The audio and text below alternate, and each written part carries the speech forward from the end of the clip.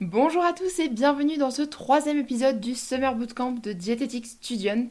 Hier, on a suivi le trajet d'un aliment dans notre système digestif, de la bouche jusqu'à l'intestin.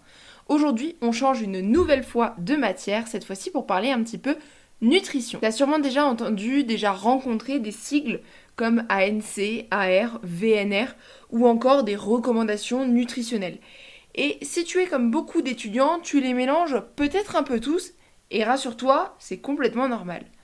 Aujourd'hui, on va remettre de l'ordre dans tout ça, et à la fin de cet épisode, tu comprendras pourquoi ces valeurs existent et à quoi elles servent, et surtout, tu sauras les différencier. Pourquoi est-ce qu'on a besoin de recommandations nutritionnelles ? Commençons par une question très simple finalement. Est-ce que tout le monde a besoin de manger exactement la même quantité de protéines, de calcium, de vitamine C, de vitamine D ? La réponse est évidemment non.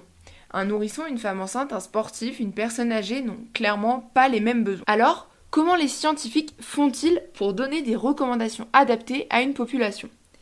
Ils réalisent des études sur le besoin nutritionnel de milliers de personnes et à partir de ces données, ils construisent des valeurs de référence qui servent à guider les professionnels de santé, toi le futur ou la future diététicienne par exemple, les chercheurs et les autorités de santé publique. Ces valeurs ne sont pas des objectifs personnalisés mais vraiment des repères qui restent pour la population générale même s'ils sont spécifiques aux sportifs, femmes enceintes, etc.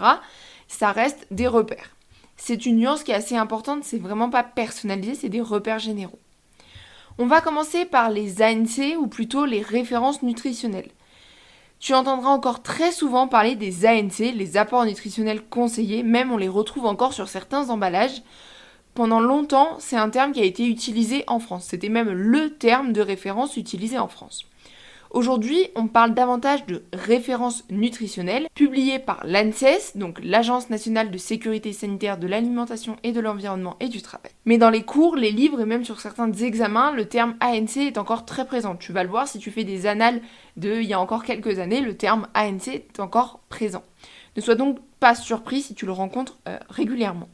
L'idée reste la même, ANC versus recommandation. Ce sont des valeurs qui correspondent aux apports qui permettent de couvrir les besoins de la quasi-totalité d'une population bien portante. Autrement dit, elles sont volontairement fixées un petit peu au-dessus du besoin moyen afin que presque tout le monde soit couvert. Après les ANC, on a les AR. Attention au piège, parce qu'il y a vraiment un piège selon le contexte.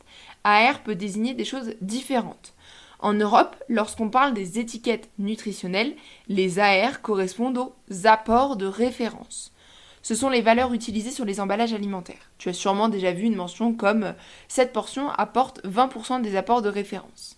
Ces valeurs sont vraiment destinées au grand public. Elles permettent simplement de comparer des produits. En revanche, elles ne remplacent pas les recommandations nutritionnelles utilisées par les professionnels de santé. C'est une confusion qui est très fréquente chez les étudiants. Donc vraiment, AR et ANC, ce sont deux choses différentes. Les VNR, qu'on confond parfois avec les AR, ce sont les valeurs nutritionnelles de référence. Elles sont utilisées dans la réglementation européenne, notamment pour l'étiquetage nutritionnel. Par exemple, lorsqu'un aliment indique qu'il couvre 30% des besoins en vitamine C, ce pourcentage est calculé à partir des VNR. Là encore, ces valeurs servent principalement à harmoniser l'information donnée aux consommateurs. Elles ne représentent pas les besoins individuels d'une personne. Alors, tu vas me dire, c'est très bien toutes ces valeurs, mais à quoi ça sert ? Finalement, si les noms changent, mais l'objectif est un peu toujours le même, ça sert à quoi ?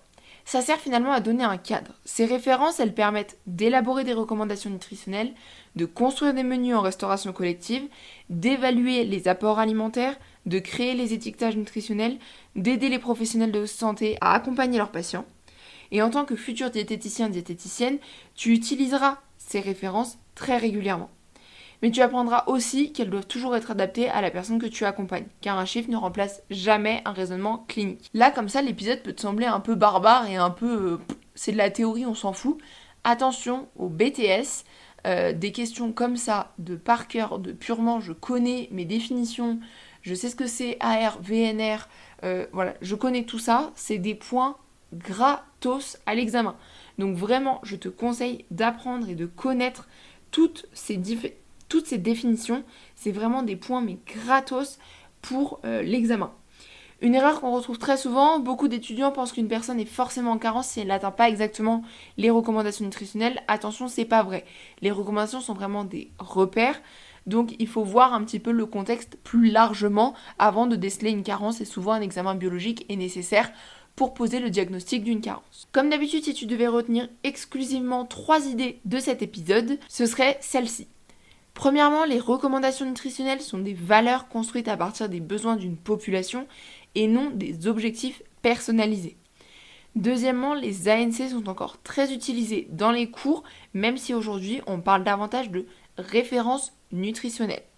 Enfin, les AR et les VNR servent principalement à informer le consommateur et à encadrer l'étiquetage nutritionnel. Voilà, c'est tout pour cet épisode. Aujourd'hui, tu as découvert qu'il existe plusieurs types de valeurs de référence, chacune avec un rôle bien précis. Ne t'inquiète pas si tu ne retiens pas encore tous les sigles, plus tu avanceras dans tes études, plus tu les retrouveras et ils deviendront familiers. Demain, nous continuerons notre semaine avec une nouvelle matière, la pathologie. Nous parlerons d'une maladie que tu rencontreras tout au long de tes études et de ta pratique professionnelle, crois-moi, le diabète. Nous verrons ensemble les différences entre diabète de type 1 et diabète de type 2, les mécanismes, les conséquences et pourquoi c'est essentiel de bien les distinguer. Merci d'avoir écouté cet épisode, certes très théorique mais très utile, du Summer Bootcamp Dietetic Student. Je te retrouve demain pour continuer à construire jour après jour des bases solides en diététique. À demain!